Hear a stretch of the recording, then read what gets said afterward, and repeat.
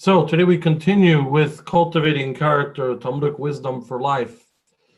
The common sense, shall we call it, from the Talmud, which is not always so common, as we know, that we'd like for it to be that way, but it's not always that way. But not only the common sense that there is to be discovered here, but we're going to go through layers of depth in each of the teachings that we read. So let's start with the first Mishnah, which is what we call the segments of the teachings of the Talmud. The first Mishnah, which we have coming right up on the screen, this is the very beginning of the fourth chapter of Pirkei Avos. So let's get to that.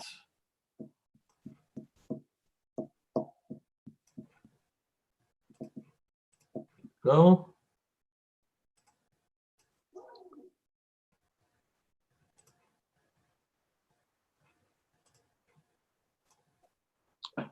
All right. So there's the fourth chapter, the chapter studied this week. Ben Zoma would say, "Who is wise? One who learns from every man. As is stated, from all my teachers I have grown wise, for your testimonials are my meditation. Who is strong? One who overpowers his inclinations. As is stated, better one who is slow to anger than one with might, one who rules his spirit than the captor of a city." So I'm just going to read through this and then we'll start to discuss it and explain. Who is rich? One who is happy with his lot. As is stated, if you eat of the toil of your hands, fortunate are you and good is to you. Fortunate are you in this world and good is to you in the world to come. Who is honorable? One who honors his fellows. As is stated, for to those who honor me I accord honor. Those who scorn me shall be demeaned. So we have over here four very common and important areas of life, four ambitions that people share, four things that sometimes, even if not rightfully so, become a measuring stick. And for each of these, we have a statement for how to measure it. Who is wise? How do we measure wisdom? Who is strong? How do we measure strength? Who is rich? And who is honorable? Now we can elaborate on each one of these, but what's interesting here to start with is that we have counterintuitive perspectives on really each of these points. Starting from the beginning, we'll see how each of these are actually different than we would have thought they would be, and different than the common attitude. The Mishnah presents us really an opposite approach. So wisdom.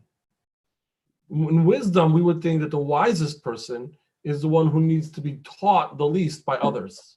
We may have assumed that the wisest person is one who knows it on his own. But the Mishnah says no. The wisest person is one who learns from everyone, which automatically means even those who are of a lesser ability. Then we have, moving on from there, power, strength. Typically, we see strength and power as being able to overcome others, as being able to impose one's will on another, being stronger than the outsider. Yet the Torah tells us, the Mishnah teaches the opposite. You're powerful if you can control yourself. You're powerful if you can restrict your own will as opposed to imposing it. When it comes to wealth, so we would seem that having more makes you more wealthy. If you have enough, you can be in the 1%. If you have 7 digits, you're a millionaire. If you have 10 digits, you're a billionaire. But the Mishnah says no. The wealthy one is the one who stops seeking more, who's satisfied with his lot.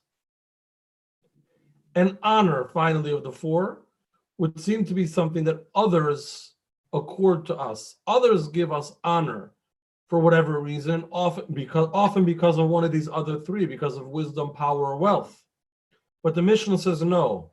Honor doesn't mean to be honored by others. True honor is when we accord honor to others, when we treat everybody honorably. So what does this all mean? What is the understanding of the Mishnah telling us over here the very opposite of what we would have thought for each of these four areas of life. I mean, I understand these things sound noble. But is it a correct definition? I know it's noble to learn from everyone, to have that kind of humility, but is that the actual definition of wise? It's noble to drop out of the rat race and to be satisfied with what you have, but is that really the definition of wealthy? How do we understand the Mishnah defining these four areas or these four goals in a radically different way than we typically do? So let's go through them one by one. We'll start with wisdom. With the very first, we said, who is wise? One who learns from everyone. Does anybody know the traditional Jewish description for a Talmud Chacham, for a scholar, a Torah scholar? What do we call him? So a Torah scholar is typically called a Talmud Chacham. Talmud Chacham would mean, typically, a scholar, a great sage of the Torah. But the words actually don't mean that, because Talmud means student and Chacham means wise. We would seem to say that a Talmud Chacham is a student of the wise. But that is actually the point. If you're wise, you're constantly discovering, you're learning from everyone, constantly learning, constantly increasing that wisdom. If someone reaches a point where they're no longer discovering, they're also no longer wise. Wisdom means to constantly be learning and expanding that, which automatically also requires to learn from everyone, even when you surpass them in knowledge. A Talmud Chacham is the one who is student of the wise, who is constantly studying. Let's put this in Kabbalistic terms a little bit, that this is really what intellect and wisdom is all about. In the Kabbalah, we look at intellect as the highest part of the human and as really the gateway for the neshama, for the soul, for godliness to enter the human. And that's because in its objectivity, the intellectual capacity that we have is our capacity to see something higher than ourselves. When it comes to our emotions, when it comes to our actions, those are all what I do. The way I feel, what I want, the way I react, it's all about me. Those are very subjective. Those are not objective by any measure. The intellect, however, is objective. True intellect, true wisdom and understanding means to measure an idea the way it is on its own terms, in its own truth, objectively, and not the way it feels to me.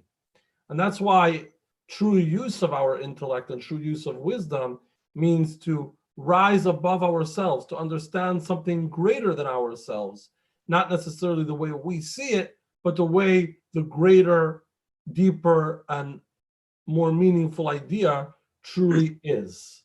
So wisdom means to expand my horizon. Wisdom means to know more than I know. Wisdom means to rise up to greater than me and ultimately to the wisdom of God, to the wisdom of the Torah. If I ever stop doing that, I stop being wise. I may have a lot of knowledge, but that's already my knowledge. I'm no longer growing in learning and absorbing and expanding that wisdom, rising above myself. And this is why it's necessary for the wise person to learn from everyone, even a much more simple person than himself. Because the wise person has to understand that he's constantly on a search of wisdom, and he's constantly learning from each and every person and each and every situation that he encounters. The trouble is that how could we and how should we learn from everyone? Aren't there some people, unfortunately, too many people sometimes, who aren't worthy of being learned from? Maybe they're negative. Maybe there's no good nicks we shouldn't be learning from. So what does it mean the wise person learns from everyone? Is that really such a good idea? Well, there are many ways to address this. And in each of these ways, we can learn a life lesson. We can learn life wisdom from the Talmud. The first approach is that we learn from these negative people what not to be. Now that's an easy, almost cheap phrase to say that if you see a good positive person, you learn the good, and you see the negative, you learn what not to be. But what this actually means is that in Jewish tradition, nothing happens by chance. Everything, every situation, every detail, every encounter has a divine purpose.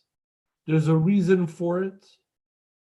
God brought it about for a meaning, for a purpose, for a goal, for an objective. So the Baal Shem Tov, who founded Hasidism and often spoke of this concept, says, why did I meet a negative person? What purpose does it have for me to see evil, for me to see someone who's up to no good? And he explained that the other human being is like a mirror for ourselves. When we see something negative in another, it's God's way of saying that maybe we have work to do ourselves. Now, that doesn't mean that we should view ourselves as equal to the most negative people we meet. Not at all. But it does mean that in a subtle fashion, we should take that as an indication that maybe we can improve in the same area.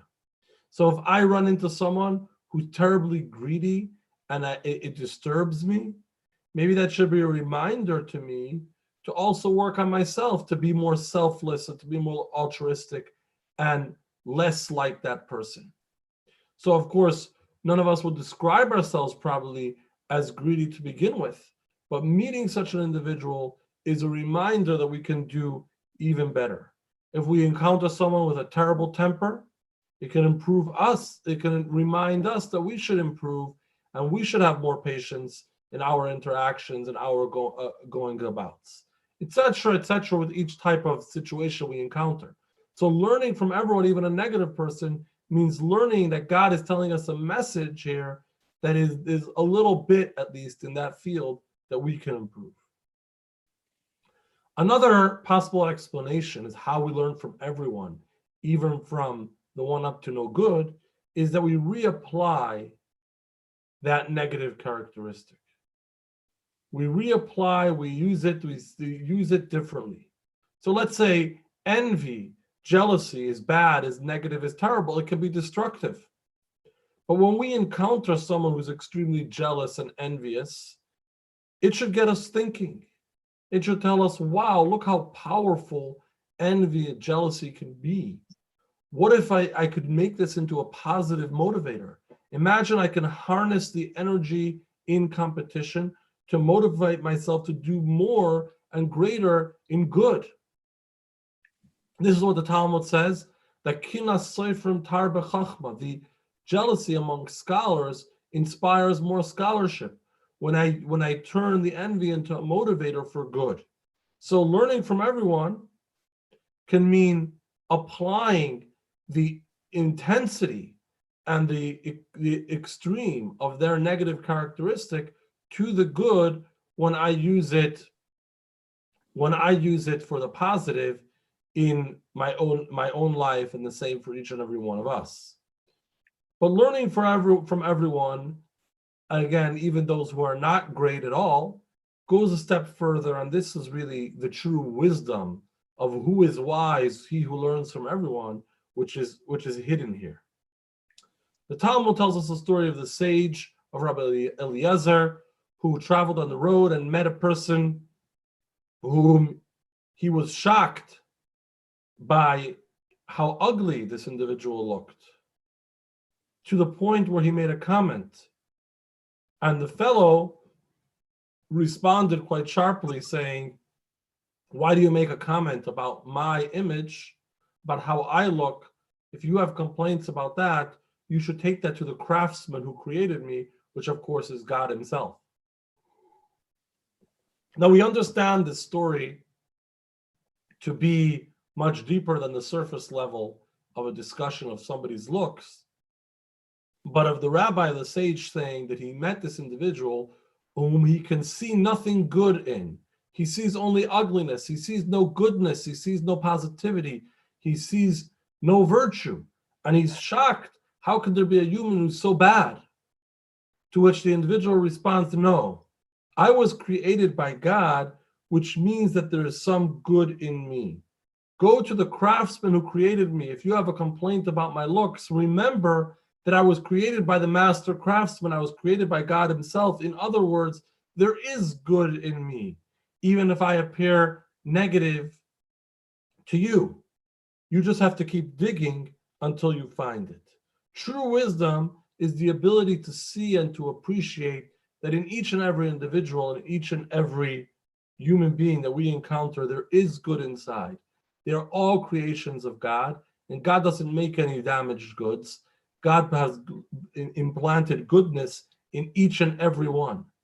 And wisdom is to understand that. Wisdom is to look for that goodness, to learn from everyone, to see what is this individual's gift that they can give themselves, that they can give the world, and they can give also me, that I can learn from. The Rebbe was a master at this, at finding the good in each and every person. We have a little clip here of a story that really illustrates this point quite powerfully. Let's try to bring it up.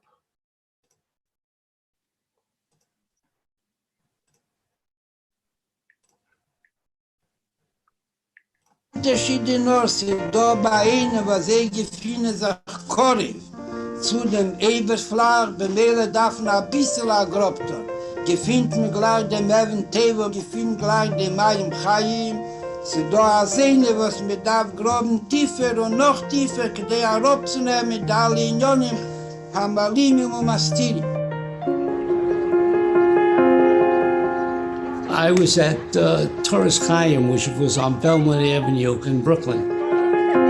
Shortly before my 10th birthday, my mother and my baby sister and myself went to see the Rebbe. We went to 770, and my mother started to talk to the Rebbe. My son, Shalom, he's been thrown out of the yeshivas, and the rabbi says this, and he's not listening, and the rabbis are complaining he doesn't like the school, he doesn't like the homework, he doesn't like the program, he likes eating stuff in class, and then my mother's crying and crying because she was searching for answers. The Rebbe turns to me, and he smiles, and he goes, come here. So I started the conversation. Because I was ready. I said to the Rebbe, you're the Rebbe? So the Rebbe looks at me with a big smile. He says to me 3 questions. The first question was, are you a good boy? I said, no, with conviction. I was ready. I was used to the scene. So then he says, you like school? I said, no. Then he says to me, do you listen to your mother? I go, no. So with a big smile, he turns to my mother and he goes, Emes, it's good. Hat aufgegraben, die Mayim Chayim, was sie behalten bei jeder Rieden, a viele bei dem Mieden, was ruft sich an der Weiler. Beshem Acher is a sichere Sache, a sechet von Eretz Chefetz, a sichere Sache, a verbunden mit Mekel, Mayim, Chaim, Havai Elikim, Chaim. Emes, it's good. And that was, wow. I jumped right back into the whole scene. So by believing and using that wisdom, that perception to see that there's good in everyone, even in the boy who insists that there is no good and he's up to no good, and he's ready for it, as he says, to discuss his no good, the Rebbe finds something positive and shows how that positivity can be expanded and developed. So wisdom, true wisdom, is to learn from everyone and to learn from the negative, not only how we can grow in response to their negativity, but to find the goodness that's in them themselves as creations of God. All right, so we've covered one, but we had more. After wisdom, we said that there is strength. True strength is the one who overcomes his inclination. The true strong one is one who overcomes his tendencies, his negative side. So we all have struggles of character. Part of being a human is to struggle to do the right thing. It's a part of the challenge in life, going through these right and wrong every day and trying to do the right thing and not the wrong thing. But what this Mishnah is doing is describing that as the ultimate strength. Not the strength and power is not the ability to overcome an external threat, not the ability to impose one's will on another, but it's much more powerful to overcome oneself and one's negative desires and one's instincts that might not be okay. So to understand this, we have to touch upon an idea, a Hasidic idea, that we each have two souls, or in other words, two energies inside each and every one of us. One is the basic soul that energizes and motivates our basic existence. This is known as the animal soul. The animal soul, it's not because it's an animal, it's part of our human existence, but because it has tendencies that are not so good and not so noble. And it could be self-centered, it can be unrefined, it could be instinctive and animalistic. The other soul is the divine soul, the divine godly energy that's in us, the image of God that all humans are created in, that inspires us to be greater people, to be better people. The trouble is that that animal soul is more instinctive and more natural to us.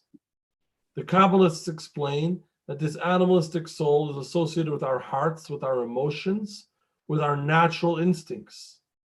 The godly soul is more in our minds, it's more in our understanding of what is correct and our commitment to do what is correct, even if we have an interest or a desire in something not so good. And this is where we need the greatest strength and the greatest power, the greatest ability to overcome and control that tendency. Because it's not as if we have this equal playing field and there's a good side and a negative side, and we're kind of arguing it out and we got to struggle to do what's right. But actually the tendency is often the natural instinct, the easy way is often just to flow with the way that's wrong. We need to stop ourselves and actually control our natural instincts and rise up to do something that's greater than that. And this takes the most ultimate strength. Yes, Simon? Is this a parallel thought to Rabbi Joseph Soloveitchik's thought about Adam 1, Adam 2? Possibly. In other words, within the person, you can describe it as two people. Well, because there are two sides within the human being. Gracious has two sides of Adam Arishon, and Soloveitchik goes on to say that the first is the more practical side of the man. His only purpose is to provide for his family, accomplish material things, and go on. And it's only when, as he goes on, he realizes there's more to life and he becomes more spiritual. Well, it sounds like a similar idea, and that's really the two sides of the person, each having their moment when they are more dominant. So the ultimate strength would need to be to stop ourselves from our own natural instincts and our own natural behavior, and to tell ourselves, no, we're going to do differently. And to illustrate this, I just want to use a story of an esrog. So what's an esrog? Of course, an esrog is the citrus fruit, the yellow citron that we use on sukkos. It looks like a lemon, but it's not at all a lemon. It's an esrog, and they can get to be very expensive if you want to get it to be perfectly clean, perfectly symmetrical, what's known as a beautiful esrog. And in this particular story, there's a poor fellow who struggles day in, day out to feed his family. And each sukkos, he comes into the synagogue and he sees people with these beautiful esrogs, and he's jealous. He'd like to have a beautiful esrog too, and he can't afford it. So he scrimps and saves penny after penny all year long. And finally, it comes right before Sukkot, and he has a little sum put together, but he still can't quite buy the truly magnificent esrog that he would like to have, that has been his dream all year and in the years prior to that. So he waits until the last moment right before the holiday, when the price of all the esrogs go down because they're becoming overstock. And at that moment, he puts his entire savings into the most beautiful esrog he can find, and he is so overjoyed. He goes singing his way home. His dream come true. He's got this esrog. As he comes through the door with the esrog, his wife, who had not been clued into all of this, sees an esrog, recognizes that it was a unique one and definitely a very expensive one, and she suddenly understood what had happened here. How he had pinched and saved penny after penny all year, instead of putting in this money for the daily challenges that they faced, he spent it all on an esrog. And she was so upset and bitter about it that she actually bit into the esrog. Now, what that does is makes it unkosher.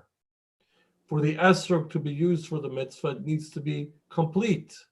And here she bit into it before the holiday even began, totally destroying that and totally destroying the fellow's dream and his year of saving and all of that.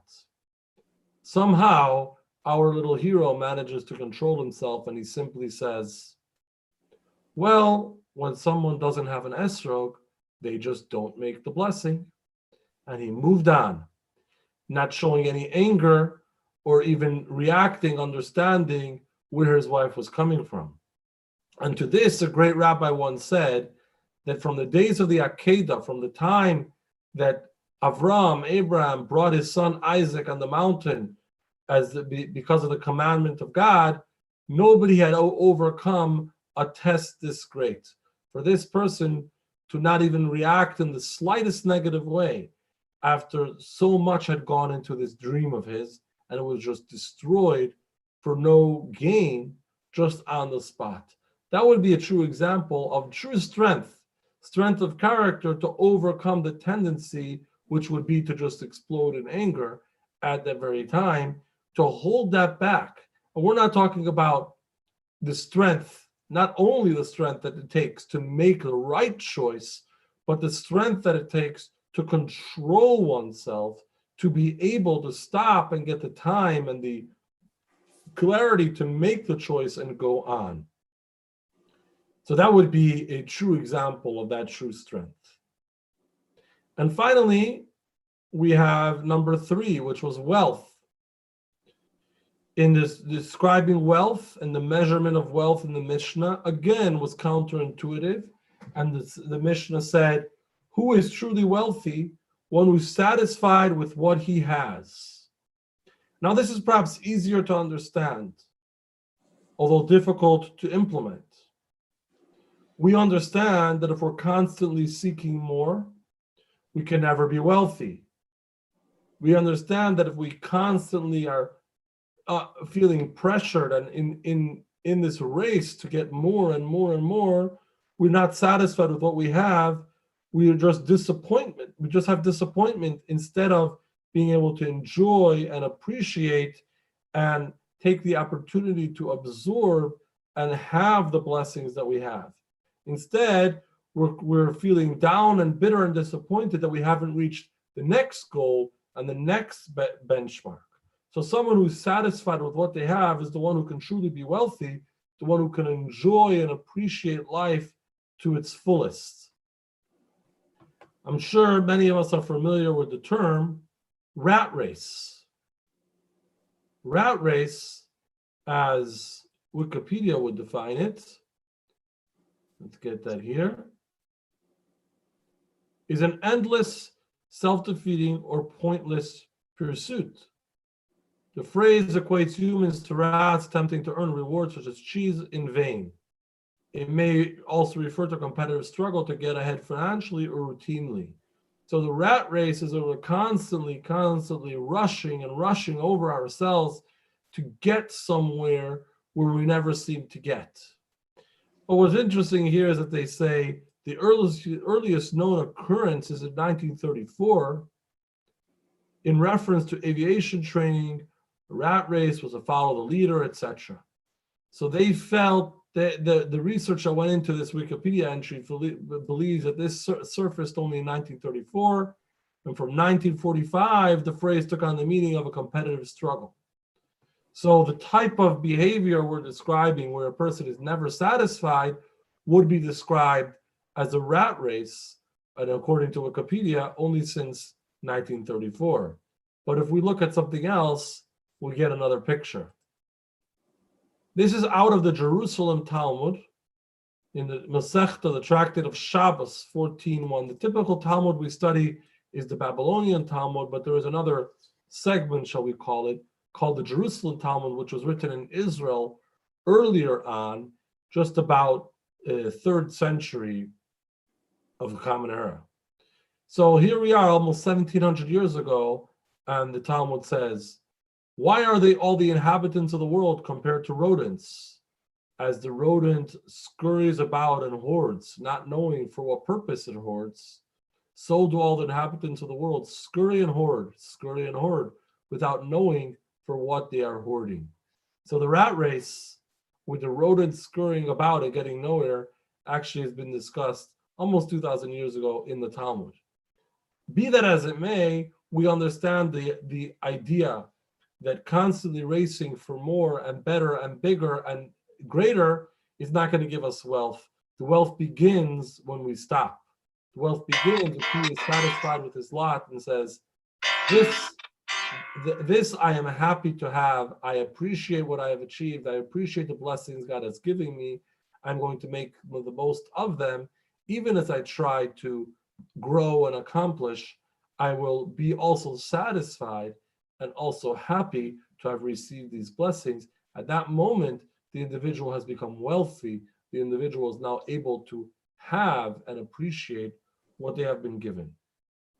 And finally, for the last of the four, we'll go back to the Mishnah where we originally read these four and the description. This will help us understand it. So, in the Mishnah we said, as the fourth measurement, who is honorable? One who honors his fellows. As is stated, for those who honor me, I accord honor. For those who scorn me shall be demeaned.